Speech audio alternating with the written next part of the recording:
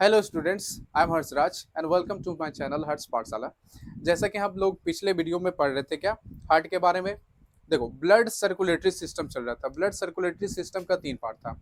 एक था ब्लड, एक था ब्लड वेसल्स और एक था हार्ट। तो अभी तक हम लोगों ने हार्ट के बारे में पढ़ा है। हार्ट के बारे में ऑलमोस्ट चीज जान लिया है हम लोगों ने। ठीक, तो एक दो फैक्ट जो उसका बचा हुआ रह गया, पॉइंट बचा हुआ रह गया है, वो आज के वीडियो में हम लोग देख लेंगे। ब्लड वेसल्स के बारे में कुछ बता दिया था आपको फैक्ट कि आर्टरी जो कि ऑक्सीजनेटेड ब्लड को कैरी करता है और away from the heart, heart से दूर लेके जाता है वो, प्लस वेन जो कि डीऑक्सीजनेटेड ब्लड को कैरी करता है। दोनों के एक्सेप्शन एक एक था। और ये कहां से कहां कैरी करता है वेन? ये बॉडी से हार्ट की तरफ लेकर आता है। और एक कैपिलरी जो कि किसको जोड़ता है, जोड़ने का काम करता है, किसको? आर्टरी को और वेन को। तीनों को आपस में मिला के हम क्या कह देते हैं? ब्लड वेसल कहते हैं। तो एक छोटा सा देख लिया था तो ब्लड वेसल्स के बारे में, उसके उसमें डिफरेंस क्या होता है तीनों में, ठीक ना। तो वो अगले वीडियो में हम लोग जान लेंगे। आज के वीडियो में आज का जो हमारा टॉपिक है वो है ब्लड। तो ब्लड के बारे में ओवरऑल चीज आज के वीडियो में हम जानने वाले हैं। देखो, एक दो जो फैक्ट बचा हुआ रह गया था हार्ट का, पहले वो जान लेते हैं। सबसे पहला जो फैक्ट इसका था वो था क्या चीज? Cardiac cycle. Cardiac cycle.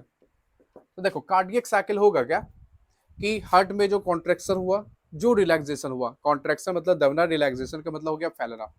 तो एक कॉन्ट्रेक्शन और एक रिलैक्सेशन को मिला के कहा जाता है एक कार्डियक साइकिल। तो अगर बोलते हैं क्या चाहिए, वन कार्डियक साइकिल, तो ये होता है किसके बराबर?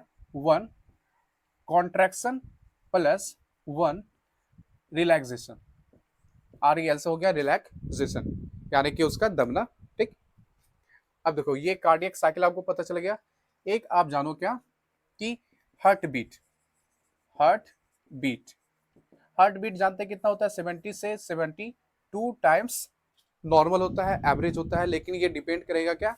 कंडीशंस पे डिपेंड करता है, सिचुएशन पे डिपेंड करता है। अगर हम खड़े हैं या अगर हम लेटे हुए हैं, बैठे हुए हैं, तो भी हार्ट बीट क्या होगा? वेरी करेगा, ज्यादा हो सकता है या कम हो सकता है। अगर हेल्दी है पर्सन और एक पर्सन डिजीज है, ठीक ना, जिसको डिजीज हो गया है, तो उसमें भी हार्ट बीट क्या होगा? वेरी कर जाएगा। डिजीज जिसमें हुआ है उसमें हार्ट बीट ज्यादा भी हो सकता है, कम भी हो सकता है। अगर वर्कआउट कर रहा है, एक्सरसाइज कर रहा है, तो वहां पे भी क्या होगा? बढ़ जाएगा हार्ट बीट। तो ये एक्चुअली हार्ट बीट क्या होता है? ये नॉर्मल इतना रखा जाता है, लेकिन ये डिपेंड करता है किस पे? कंडीशन पे और सिचुएशन पे डिपेंड करता है। तो हार्ट बीट नॉर्मल इतना हो गया, ठीक ना। तो अगर हार्ट बीट को हमको डिफाइन करने का होगा कि हार्ट बीट होता क्या है, तो जो हार्ट में कॉन्ट्रैक्शन हुआ, जो रिलैक्सेशन हुआ, उसी को कहा जा रहा है क्या चीज? Heart beat. लेकिन डिफाइन कैसे करेंगे कि rhythmic contraction and relaxation of heart. Rhythmic का मतलब क्या हो गया कि जो लय में चल रहा है, यानी कि एक कॉन्ट्रैक्शन के बाद दूसरा रिलैक्सेशन, फिर रिलैक्सेशन के बाद फिर कॉन्ट्रैक्शन, फिर रिलैक्सेशन, फिर कॉन्ट्रैक्शन, फिर रिलैक्सेशन, फिर कॉन्ट्रैक्शन, यानी कि एक के बाद दूसरा होते जा रहा है। तो एक लय में ये चीज चल रहा है और इसी लय को हम नाम दे देते हैं क्या चीज? Heart beat. और वन हार्ट बीट अगर कहे कि वन हार्ट बीट क्या होगा? वन हार्ट बीट, ठीक ना। वन हार्ट बीट बराबर क्या होगा? तो one contraction plus one relaxation, ठीक है। वन रिलैक्सेशन हो जाएगा, ये क्या हो जाएगा? सिंगल हार्ट बीट हो जाएगा। अब देखो क्या होगा कि वन हार्ट बीट में एक हार्ट बीट, यानी कि वन हार्ट बीट का मतलब क्या हो गया? वन हार्ट बीट जब कहे तो उसमें एक कॉन्ट्रैक्शन एक रिलैक्सेशन आ गया। तो एक बार जब हार्ट बीट करा, ठीक ना, कॉन्ट्रैक्शन रिलैक्सेशन जब हुआ उसमें, तो ये लगभग कितना? 70 ml ब्लड को ये क्या करता है? पंप कर देता है।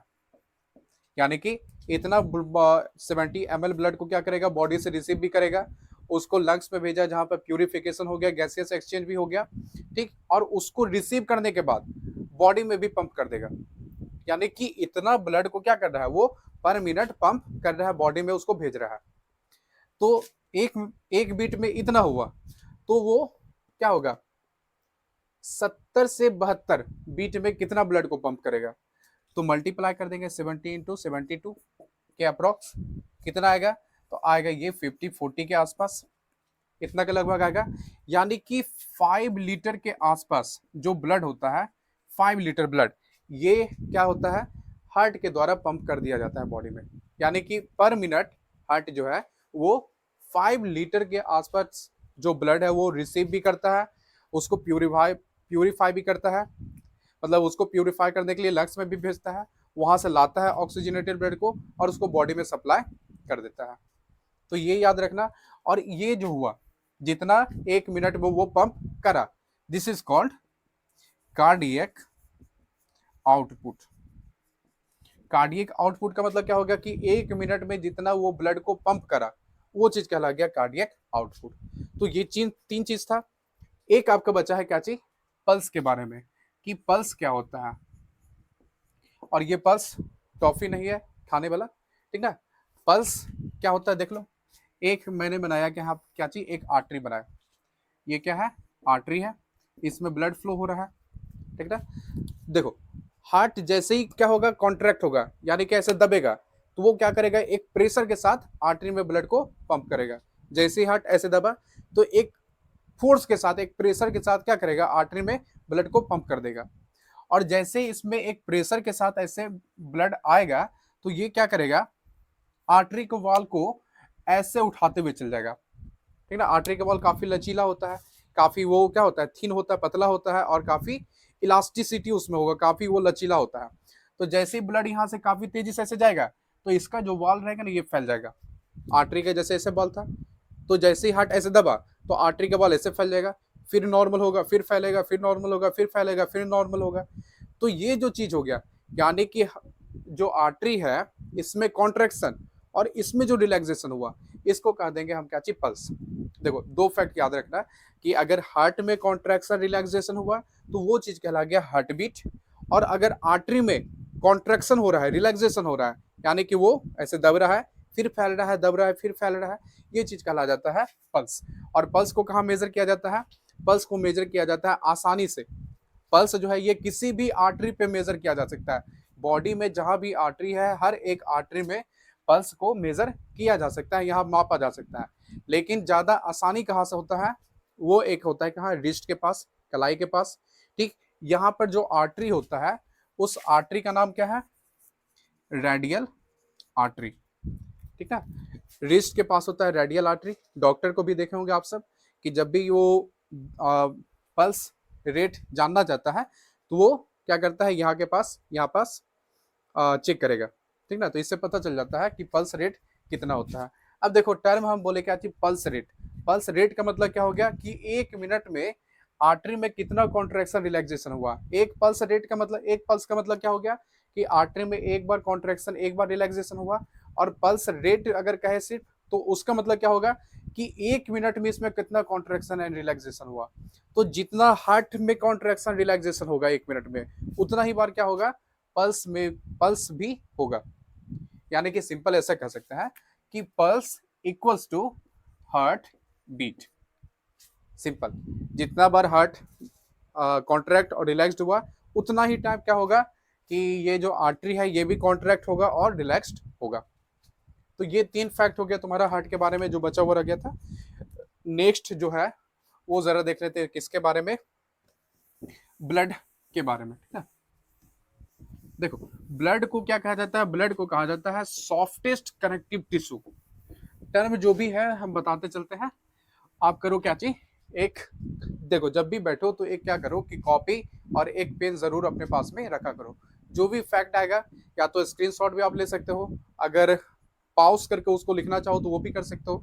तो इससे तुम्हारा टाइम भी सेव होगा, नहीं तो दोबारा फिर तुम आओगे फिर लिखोगे, तो बेटर रहेगा कि एक ही साथ लिखते चल जाओ। तो देखो देखना है किसके बारे में, ब्लड के बारे में, ठीक ना। तो ब्लड में जो सबसे पहला फैक्ट है वो क्या आपको याद रखना है कि ब्लड जो है एक फ्लूइड,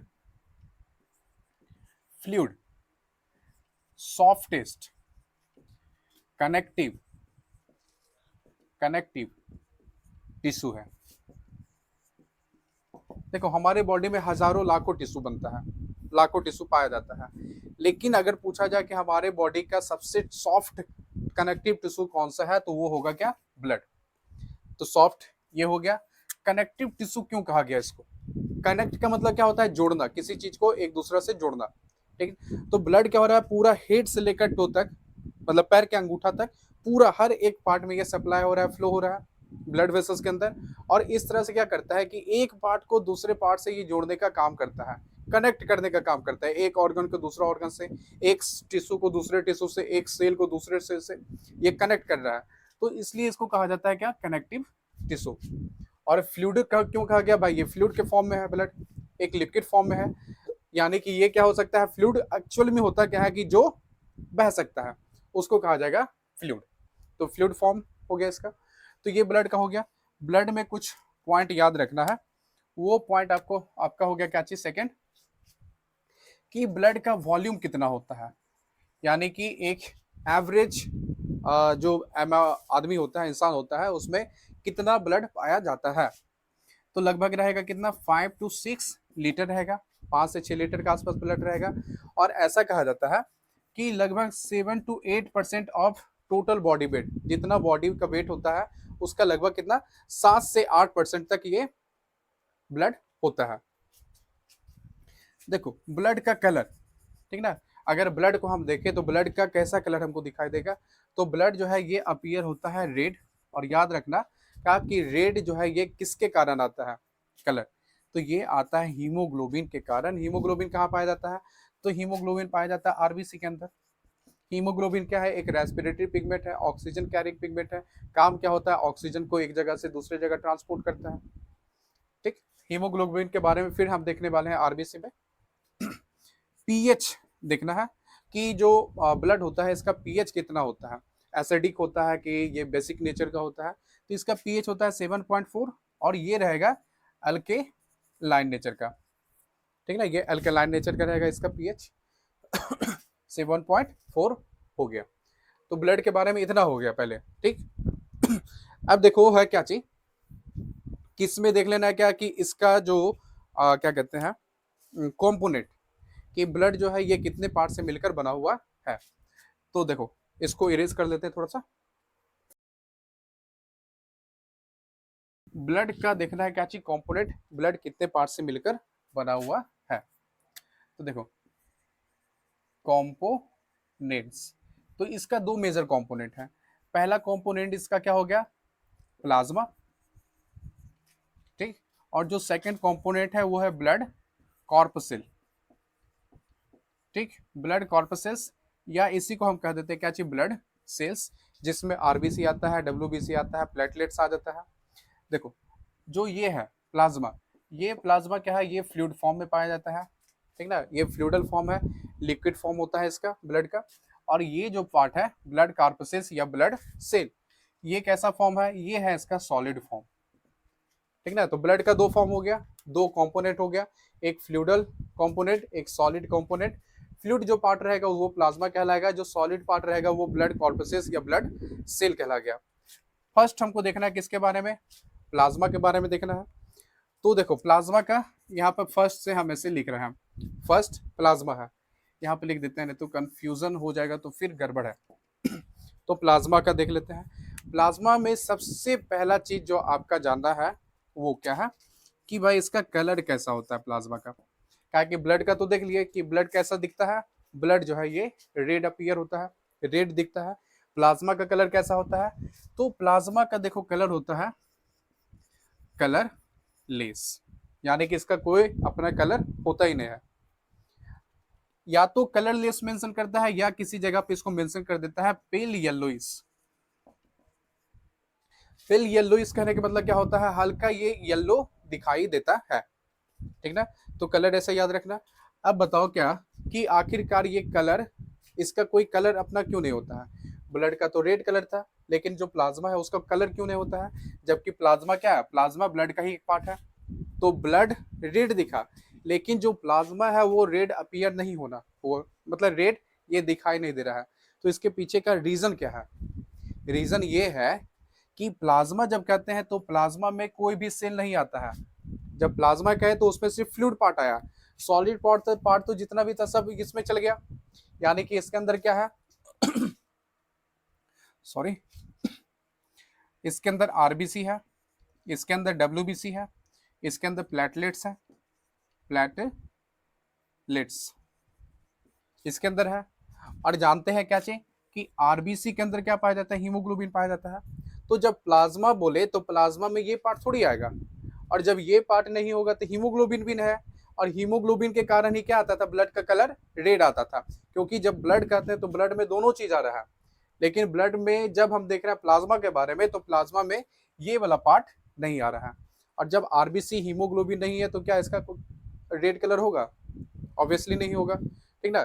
तो यहाँ पे क्या हो गया, प्लाज्मा का कोई कलर नहीं होता है प्लाज्मा में। ये फर्स्ट पॉइंट हो गया। सेकेंड पॉइंट प्लाज्मा में क्या देखना है कि प्लाज्मा जो है ये 60% पार्ट बनाता है किसका, ब्लड का।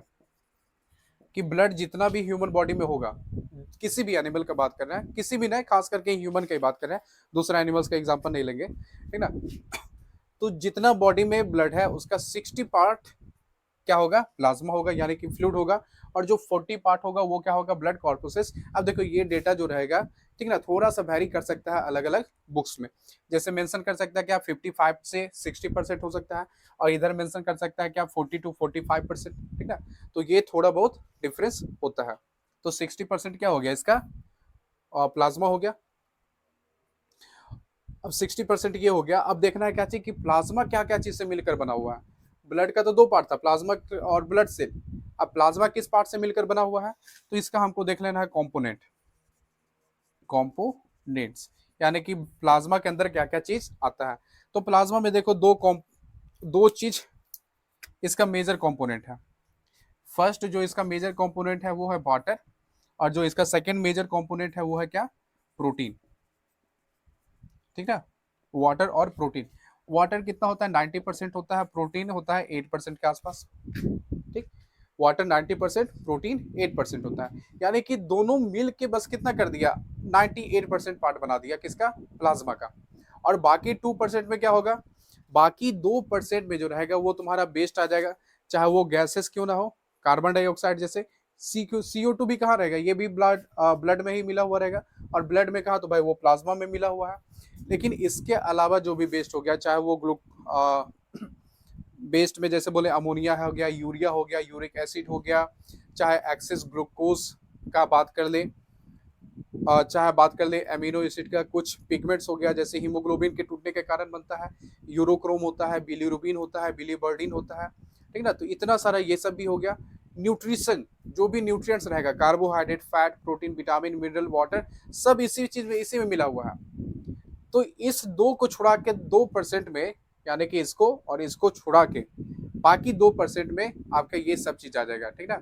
Carbohydrate, fat, protein, vitamin, mineral, सब आ जाएगा। बेस्ट आ गया, जैसे जो बताए थे बेस्ट का भी, ठीक। एंटी कोगुलेंट एक आता है, तो देखो एंटी कोगुलेंट यहाँ पे लिख देते हैं, एंटी कोगुलेंट।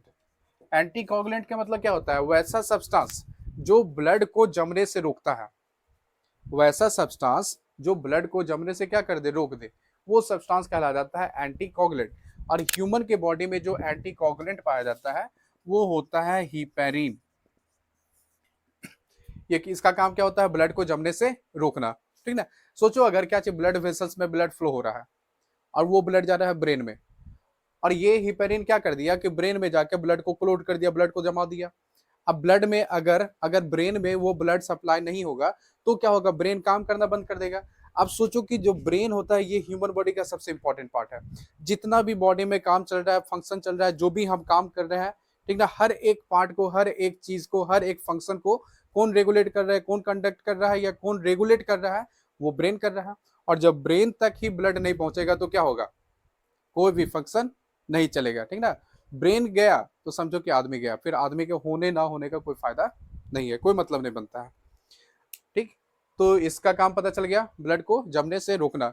इसी तरह क्या होता है, लीच, LEECH, लीच। लीच में भी एक एंटी कोगुलेंट पाया जाता है, ठीक। जब भी लीच किसी एनिमल को काटेगा, मान लिया क्या कि भाई ये लीच है, इसको सपोज कर लो कि लीच है, ये क्या कर रहा है, हमारे बॉडी में आया, ऐसा सट गया, ठीक। और ये जब काटेगा तो इसके सलाइवा में क्या है, इसके सलाइवा में भी एक एंटीकोगुलेंट है, इसके लार सलाइवा में भी एक एंटीकोगुलेंट है, और इसके एंटीकोगुलेंट को क्या कहा जाता है, हीरुडीन।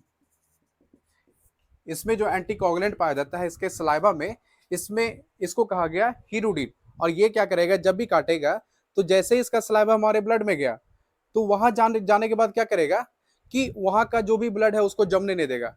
ऐसे नॉर्मली क्या होता है कि जब भी जख्म बनता है तो वहां पर क्या होता है, कुछ समय के बाद ब्लड निकलना बंद हो जाता है। नॉर्मली ऐसा ही होता है। कहीं गए, चोट लग गया, मान लीजिए कि इसी से ऐसे करके चोट लग गया हमको, तो यहाँ से ब्लड निकलेगा, तो 1-2 मिनट के बाद ये खुद निकलना बंद हो जाएगा। नॉर्मली ऐसा होता है, ठीक ना। लेकिन ये क्या करेगा, जब भी काटेगा तो इसमें एंटीकोगुलेंट को ये छोड़ दिया, और ये एंटीकोगुलेंट क्या करेगा, जब तक ब्लड में मिला हुआ रहेगा वहां से ब्लड को जमने ही नहीं देगा। यानी कि यहाँ जो ये जख्म बनाया था, इस जगह से लगातार ब्लड निकलता रहेगा, कभी जमेगा ही नहीं जब तक वो मिला हुआ है। और जितना समय तक यहाँ से ब्लड निकलता रहेगा उतना समय तक क्या करेगा, ये ब्लड को पीता रहेगा, ठीक ना। तो ये एक फैक्ट याद रख सकते हो ये रूटीन का। अब देखो यहाँ पे याद रखना क्या चीज, कि ये तो हो गया क्या चीज कि इसके अलावा 2% में क्या क्या चीज आ रहा था, तो वो बता रहे थे। अब देखो प्रोटीन्स में याद रखना आपको, बहुत इंपॉर्टेंट है ये, कि प्रोटीन्स में क्या क्या चीज आता है। थोड़ा सा यहाँ पे इरेज कर देते हैं, तो ऊपर ही बता देंगे आप सबको।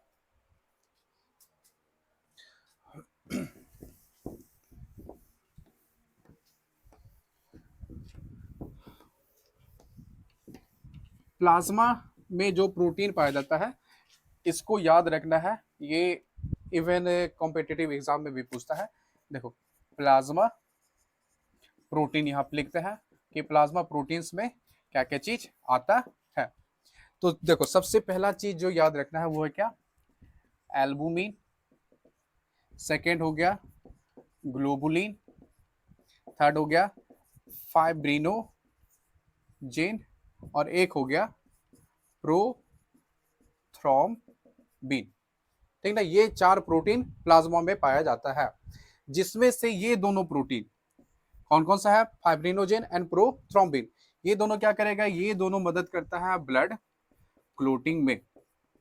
अब ब्लड क्लोटिंग अभी बताए थे कि जब भी कोई जख्म बनेगा, चोट लगेगा, ठीक ना, तो यहाँ से ब्लड निकलना शुरू हो जाएगा, और कुछ समय के बाद ऑटोमेटिक ब्लड निकलना यहाँ से बंद हो जाता है। तो इसमें मदद कौन कर रहा, यहाँ पर जो ब्लड निकल रहा था उसको जमाने में कौन मदद कर रहा। अगर प्रोटीन बोले कि कौन सा प्रोटीन ऐसा है जो ब्लड क्लोटिंग में मदद करता है, ब्लड को जमने में मदद करता है, तो वो 2 प्रोटीन है, फाइब्रिनोजेन एंड प्रोथ्रोम्बिन। इसका काम क्या होगा, ये कुछ हद तक जो है इम्यूनिटी प्रोवाइड करेगा। कुछ हद तक तो नहीं कहेंगे, ये इम्यूनिटी ही प्रोवाइड करता है। इम्यूनिटी का मतलब क्या हो गया, डिजीज से प्रोटेक्शन, प्रोटेक्शन फ्रॉम डिजीज। जब भी हमारे बॉडी में वायरस एंटर करेगा या बैक्टीरिया एंटर करेगा या कोई भी माइक्रोब्स एंटर करेगा, तो वो क्या करेगा, उस डिजीज से हमको बचाने का काम करेगा। एल्बुमिन क्या करता है कि ब्लड में या जो प्लाज्मा होता है उसमें वाटर के कंसंट्रेशन को ये मेंटेन करके रखता है। तो यहाँ से खास करके ये दो तो बहुत ज्यादा इंपॉर्टेंट है, ठीक ना। तो प्लाज्मा प्रोटीन हो गया, तो ये प्लाज्मा का पार्ट हो गया, ठीक। प्लाज्मा में क्या क्या चीज था नहीं था ये पता चल गया। अब एक हमको देखना है कि इसके बारे में थोड़ा सा आरबीसी के बारे में। अब देखो एक चीज यहाँ पे और भी जान लो, अगर पूछा जाए आप सबसे कि प्लाज्मा का काम क्या होता है, अगर पूछे प्लाज्मा का काम क्या होता है, तो प्लाज्मा का काम क्या होगा कि जितना भी मटेरियल उसमें डिसॉल्व्ड है, घुला हुआ है, उस मटेरियल को, उस सब्सटेंस को एक जगह से दूसरे जगह ट्रांसपोर्ट करना। अब देखो ब्लड सेल में आते हैं, ब्लड सेल या ब्लड कॉर्पसेस, जिसमें सबसे पहला जो है वो हम जानेंगे किसके बारे में, आरबीसी के बारे में। आरबीसी का दूसरा नाम क्या है, इराथ्रोसाइट्स, ठीक ना, इराथ्रोसाइट्स इसका नाम है। देखो आरबीसी का पूरा नाम क्या होगा, रेड ब्लड सेल या रेड ब्लड कॉर्पसेस, दूसरा नाम होगा इराथ्रोसाइट। इसमें देखो पॉइंट वाइज हमको क्या याद रखना है। सबसे पहला पॉइंट हो गया क्या चीज, फॉर्मेशन, कि भाई ये हमारे बॉडी में बनता कहाँ है।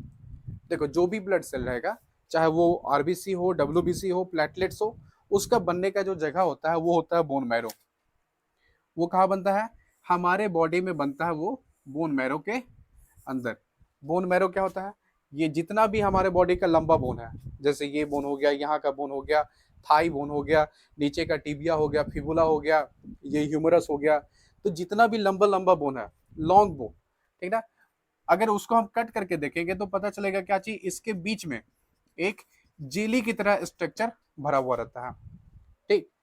इसी इसी जगह पे जो है जेली की तरह स्ट्रक्चर भरा हुआ है, और इसको कहा जाता है क्या, बोन मैरो। ठीक ना, इसको बोन मैरो कहा गया। और इसी बोन मैरो में क्या होगा कि आरबीसी का भी फॉर्मेशन होता है, और जो दूसरा ब्लड सेल था डब्ल्यूबीसी और प्लेटलेट्स, उसका भी फॉर्मेशन यहाँ पे हो जाता है। लेकिन एक फैक्ट याद रखना है कि जब बेबी का डेवलपमेंट हो रहा होता है, जब एक बेबी क्या डेवलप हो रहा होता है, ठीक ना, जब वो विकसित हो रहा होता है, तो उस समय, जब कब बात कर रहे हैं हम, जन्म लेने से पहले का बात कर रहे हैं, जब जन्म ले लेगा बच्चा तो इसका फॉर्मेशन यहाँ होगा। लेकिन जन्म लेने से पहले का जो लाइफ होता है, उस जगह पे इसका फॉर्मेशन दूसरे जगह पे भी होता है। एग्जाम्पल याद रखना क्या, एक तो देखो ये बोन मैरो हो गया, बोन मैरो में कब बनेगा, जन्म के बाद, बर्थ ऑनवर्ड। ठीक, और जन्म लेने से पहले वाला लाइफ में किस में बन सकता है, ये बन सकता है लीवर में, स्प्लीन में बन सकता है। ठीक, एक याद रखना क्या चाहिए, योक सैक। योक सैक क्या होता है, एक तरह का मेम्ब्रेन होता है जो कि बेबी के डेवलपमेंट के समय देखा जाता है। ठीक, तो ये याद रखना। अब देखो, एक तो ये क्या कर रहा है, आरबीसी का फॉर्मेशन भी कर रहा है। ठीक, आरबीसी का अगर नंबर ज्यादा हो गया ब्लड में, ठीक, अगर आरबीसी का प्रोडक्शन ज्यादा हो गया, ज्यादा आरबीसी बन गया, तो ये स्प्लीन क्या करेगा, इसको स्टोर करके भी रख लेता है। ठीक ना, ये क्या करता है, स्प्लीन अधिकतर आरबीसी को स्टोर करके रख लेगा, और जब जरूरत पड़ेगा तो उसको रिलीज कर देगा। तो एक तो इसका काम क्या होगा कि स्टोर कर रहा है। दूसरा काम क्या होता है कि आरबीसी का जब लाइफ खत्म हो जाएगा 120 दिन के बाद, तो यहीं पे जाके एस्प्लिन में ही जाके वो मर जाता है, खत्म हो जाता है। तो दूसरा काम इसका क्या होता है, डिस्ट्रॉय करना, यानी कि डेथ जो आरबीसी का होगा वो एस्प्लिन में कहा जाता है, होता है। तो क्योंकि डिस्ट्रॉय होता है तो इसको कहा जाता है क्या, ग्रेवयार्ड। क्योंकि आरबीसी स्प्लीन के अंदर खत्म हो रहा है, डेथ हो रहा है उसका वहां पे, तो इसलिए इसको ग्रेवयार्ड कहा गया। दूसरा क्या है, क्योंकि ये आरबीसी को स्टोर करके भी रख रहा है ताकि इसका बाद में इस्तेमाल किया जा सके, तो इसलिए इसको कहा जाता है क्या चाहिए, ब्लड बैंक। तो ये 2 पॉइंट क्या करोगे आप सब, बिल्कुल स्टार मार्क करके याद रखना कि ग्रेवयार्ड ऑफ आरबीसी किसको कहा जाता है, तो ये कहा जाता है स्प्लीन को। ब्लड बैंक किसको कहा जाता है, स्प्लीन को कहा जाता है। ठीक, तो ये फॉर्मेशन हो गया। लाइफ स्पान बता दिए कि कितना दिन तक ये जीवित रह सकता है, 120 डेज तक रहेगा। ठीक, आरबीसी में जो है, देखो आरबीसी का पूछेगा कलर कैसा होता है, तो आरबीसी में हीमोग्लोबिन है, और इस हीमोग्लोबिन के कारण क्या होगा कि इसका कलर रेड दिखाई देगा। लेकिन रेड ऐसे दिखाई नहीं देगा, अगर सिंगल आरबीसी को देखें तो उसका कलर कुछ और दिखाई दे सकता है, शायद वो पिंक दिखाई देता होगा। लेकिन जब इसको पूरा ग्रुप में देखेंगे, झुंड में देखेंगे, तो ये हमको रेड दिखाई देगा। आरबीसी का नंबर याद रखना है कि भाई इसका नंबर कितना होता है, ठीक ना, तो इसका नंबर कितना होता है, 4.5 से लेकर 5 मिलियन पर क्यूबिक मिलीमीटर ऑफ ब्लड। क्या कहा जाता है, cubic millimetre millimetre of blood. ठीक ना, पर क्यूबिक मिलीमीटर ऑफ ब्लड में आरबीसी का नॉर्मल नंबर इतना होना चाहिए। फीमेल के केस में थोड़ा सा कम होता है इससे, क्योंकि वहां पे मेंस्ट्रुएशन होता है, ब्लड लॉस होता है, जिसके कारण आरबीसी हो, चाहे डब्ल्यूबीसी हो, चाहे प्लेटलेट्स हो, या दूसरा भी कंपोनेंट हो, वहां पे थोड़ा सा उसका नंबर कम जाता है। ठीक ना, वॉल्यूम का ही बात करें कि ब्लड कितना पाया जाता है, मेल में थोड़ा सा ज्यादा रहेगा, फीमेल में थोड़ा सा कम रहेगा। रीजन क्या था, वही ब्लड लॉस होता है मेंस्ट्रुएशन में, इसलिए। तो ये इसका नंबर हो गया, फॉर्मेशन हो गया। हीमोग्लोबिन के बारे में हमको देखना है। आरबीसी का देखो शेप नहीं बताए थे ना, एक शेप बचा हुआ है, तो शेप भी जान लो। आरबीसी का देखो इससे शेप कैसा होता है, या तो कहेगा बाइकनकेव होता है, सर्कुलर होता है, लेकिन 2 एक्सेप्शन इसका है, वो है क्या, लामा और कैमल, जिसमें ओवल शेप का मिलता है। एक फैक्ट जो याद रखना है, बहुत इंपॉर्टेंट है, वो क्या, इसमें ये यू इन्यूक्लिएटेड होता है, न्यूक्लिएटेड। इन्यूक्लिएटेड का मतलब क्या हो गया कि इसमें न्यूक्लियस एब्सेंट होगा, न्यूक्लियस क्या होगा, एब्सेंट होगा। आरबीसी में न्यूक्लियस नहीं पाया जाता है। अधिकतर सेल जो भी हम देखेंगे प्रोकैरियोट्स को छोड़ के, ठीक ना, जिसमें बैक्टीरिया ये सब आता है, सब में न्यूक्लियस रहेगा, लेकिन आरबीसी में कोई न्यूक्लियस नहीं होता है, मैमल्स के केस में। ठीक ना, तो ऐसे याद रखना क्या, मैमेलियन आरबीसी में न्यूक्लियस एब्सेंट होता है, लेकिन 2 एक्सेप्शन वहां पे भी है, और वो 2 एक्सेप्शन कौन सा है, लामा और एक कैमल। देखो मैमेलिया का मतलब क्या होता है, मैमेलिया का मतलब होता है वैसा जीव या वैसा जानवर, वैसा एनिमल जो एक डेवलप बच्चे को जन्म देगा, ठीक ना, जो मिल्क देने में सक्षम होगा, उसको मैमेलिया कहा जाता है। तो इसमें जो भी जीव आएगा मैमेलियन कह दिए। तो इसके आरबीसी में न्यूक्लियस नहीं पाया जाता है और साथ ही साथ दूसरा सेल ऑर्गेनेल्स भी नहीं मिलेगा, चाहे आरबीसी हो, चाहे वो फिर क्या हो, गोल्जी बॉडी हो, माइटोकॉन्ड्रिया हो, लाइसोसोम हो, एंडोप्लाज्मिक रेटिकुलम हो, ये सब कुछ भी नहीं मिलेगा। अब देखो सबसे बड़ा फायदा इसको क्या मिलेगा कि ये आरबीसी है, इसमें कोई भी सेल ऑर्गेनेल्स नहीं है, न्यूक्लियस नहीं है। तो यहाँ पर क्या होगा, पूरा का पूरा इसको स्पेस मिल जाता है, खाली स्पेस मिल जाता है। और इस खाली स्पेस में क्या होगा कि हीमोग्लोबिन आके इसमें भर गया। हीमोग्लोबिन HB जिसको शॉर्ट में लिखा जाता है, ये हीमोग्लोबिन का दो पार्ट होता है, एक होता है हीम, ठीक, और एक होता है क्या, ग्लोबिन, ठीक ना। ग्लोबिन दो पार्ट होता है। हीम जो होता है ये कैसा पार्ट होता है, हीम होता है आयन पार्ट। हीम कैसा पार्ट है, हीम जो है ये है आयन पार्ट, और ग्लोबिन कैसा पार्ट है, ये है प्रोटीन पार्ट, ठीक ना। अब देखो एक हीमोग्लोबिन में 4 हीम रहेगा और 4 रहेगा क्या, ग्लोबिन। ये भी 4 है, ये भी 4 है, और इसी ग्लोबिन से क्या होता है, ऑक्सीजन आके जुड़ता है। हीमोग्लोबिन का काम क्या है, ऑक्सीजन को कैरी करना, एक जगह से दूसरी जगह ट्रांसपोर्ट करना। तो भाई इसका कौन सा कंपोनेंट ऑक्सीजन को कैरी करता है, हीम कैरी करता है कि ग्लोबिन कैरी करता है, तो वो कैरी करता है कौन, ग्लोबिन। और ग्लोबिन का टोटल नंबर कितना है, 4 है। तो ये कितना ऑक्सीजन को कैरी कर सकता है, 4 ऑक्सीजन के मॉलिक्यूल को कैरी करेगा। तो इस तरह से याद क्या रखोगे कि हीमोग्लोबिन का एक मॉलिक्यूल 4 ऑक्सीजन के मॉलिक्यूल को कैरी कर सकता है, ठीक। अब दूसरा क्या हो गया, अब देखो यहां पे क्या था कि जो हीमोग्लोबिन था इसमें पूरा का पूरा ये खाली स्पेस था, इसमें माइटोकॉन्ड्रिया ये सब कुछ नहीं है।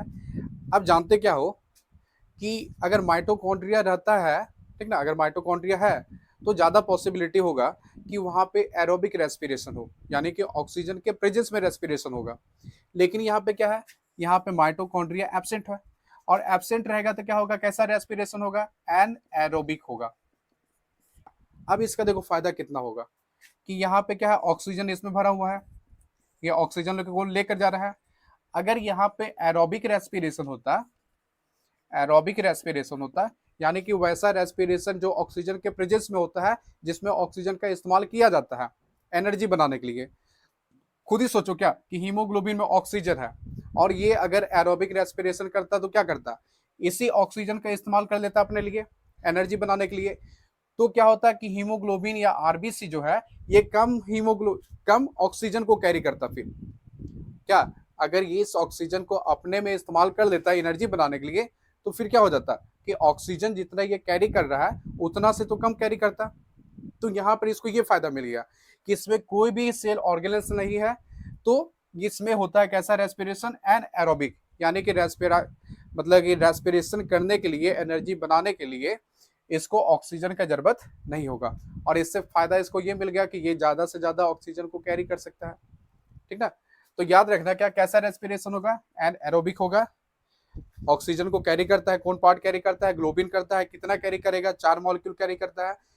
अब यहाँ से एक क्वेश्चन कॉम्पिटिटिव एग्जाम में ये बनेगा कि हमारे बॉडी में कौन सा मेटल पाया जाता है, तो आयन है, ये मेटल पाया जाता है, कहाँ पाया जाता है, हीमोग्लोबिन में पाया जाता है। ऐसा भी पूछेगा कि आरबीसी में कौन सा मेटल पाया जाता है, तो हीमोग्लोबिन कहाँ है, आरबीसी में है, इसमें कौन सा मेटल है, आयन है। अगर ऐसा पूछा जाए कि हीमोग्लोबिन के फॉर्मेशन के लिए कौन सा मेटल चाहिए, तो ये क्या हो जाएगा, आयन चाहिए। अब देखो इंपॉर्टेंट एक और चीज, तो यहाँ ब्लड से जो है बहुत सारा क्वेश्चन जो है अराइज होता है। ये ब्लड जो है बहुत ज्यादा इंपॉर्टेंट तुम्हारा टॉपिक है। देखो हीमोग्लोबिन है, ठीक ना, तो हीमोग्लोबिन के लिए जो है कुछ फैक्टर है हीमोग्लोबिन का हो, और ये हीमोग्लोबिन कहाँ मिल रहा है, आरबीसी के अंदर मिल रहा है हीमोग्लोबिन, ठीक ना। अगर आरबीसी का कमी हुआ या हीमोग्लोबिन का कमी हो गया, एरो नीचे ऐसे कर दिए, यानी कि इसका कमी हो गया, तो इसके कारण एक डिजीज देखा जाता है जिसको कहा जाता है अनेमिया, ठीक ना। अनेमिया क्या हो गया, एक डिजीज है जो आरबीसी या हीमोग्लोबिन के कमी के कारण होता है, यानी कि इसका कमी होना ये कहला जाता है, अनेमिया कहला जाता है। अब देखो क्या आरबीसी या हीमोग्लोबिन के फॉर्मेशन के लिए, हम इसी को कह रहे हैं, आरबीसी के फॉर्मेशन के लिए 4 चीज हमको चाहिए। क्या क्या चीज चाहिए, एक चाहिए हमको आयन, ठीक, आयन प्लस प्रोटीन कह दिए, और एक दूसरा हमको चाहिए क्या, विटामिन B12, विटामिन B12 चाहिए, और एक चाहिए क्या, फॉलिक एसिड। ये दो चीज हमको चाहिए, एक आयन और प्रोटीन, और एक चाहिए विटामिन B12 और फॉलिक एसिड। ये दो चीज जो है, आयन और प्रोटीन, ये दो चीज हमको चाहिए किसके लिए, फॉर्मेशन के लिए चाहिए। यानी कि आरबीसी अगर हमको बनाना है तो हमको दो चीज चाहिए। देखो हीमोग्लोबिन का कंपोनेंट देखे थे ना, कि हीमोग्लोबिन का दो कंपोनेंट था, एक आयन था, एक प्रोटीन पार्ट जो ग्लोबिन था। तो फॉर्मेशन के लिए क्या चीज चाहिए, फॉर्मेशन के लिए, बनने के लिए हमको ये दो चीज चाहिए। और ये दो चीज क्या हो जाता है, रॉ मटेरियल हो जाता है, जो चीज बनने के लिए उसको चाहिए, तो ये हो गया रॉ मटेरियल। लेकिन जो विटामिन B12 हो गया, फॉलिक एसिड हो गया, ये दो चीज चाहिए क्या, उसको मैच्योर होने के लिए, मैच्योर होने के लिए, ठीक ना, कि बन के तैयार हो गया, अब वो डेवलप होगा, मैच्योर होगा, तो मैच्योरेशन के लिए चाहिए क्या चीज, विटामिन B12 और फॉलिक एसिड। अगर इस चारों में से किसी का भी कमी हो जाता है तो हीमोग्लोबिन कह लो चाहे आरबीसी कह लो, उसका फॉर्मेशन में डिफॉल्ट आ ही जाएगा, ठीक है। देखो आरबीसी जब बनेगा तो स्टार्टिंग में उसमें सब ऑर्गेनेल्स रहेगा, माइटोकॉन्ड्रिया रहेगा, गोल्जी बॉडी रहेगा, और न्यूक्लियस भी रहेगा। लेकिन जैसे जैसे वो मैच्योर होगा, जैसे जैसे वो डेवलप होगा, तो डेवलपमेंट के दौरान जो है उसमें जितना भी सेल ऑर्गेनेल्स रहेगा वो सब खत्म हो जाता है। तो ये चार याद रखना। अब जैसे यहीं से देखो क्वेश्चन क्या होगा कि विटामिन B12 से कौन सा बीमारी, तो एनीमिया होगा। आयरन के कमी से कौन सा बीमारी, एनीमिया होगा। प्रोटीन का नहीं लेंगे, फॉलिक एसिड के कमी से कौन सा बीमारी, तो एनीमिया होगा, ठीक ना। तो ये ओवरऑल चीज याद रखना है। अनेमिया का टाइप्स भी होता है, मैक्रोसाइटिक या मेगालोब्लास्टिक भी हो सकता है, और एक होता है क्या, माइक्रोसाइटिक एनीमिया। तो यहाँ से इतना तुम्हारा पॉइंट इसका निकल गया, हीमोग्लोबिन का। हीमोग्लोबिन का नंबर याद रखना, नंबर नहीं कहेंगे, अमाउंट याद रखना कितना होना चाहिए। तो कहा जाता है 15 ग्राम होना चाहिए, कितना, 100 ml ऑफ ब्लड में, ठीक ना। 14 से लेके 15 ग्राम होना चाहिए पर 100 ml ऑफ ब्लड। फीमेल के केस में थोड़ा सा ये कम रहेगा because of loss of blood. क्यों होता है, तो भाई मेंस्ट्रुएशन के कारण ऐसा होता है।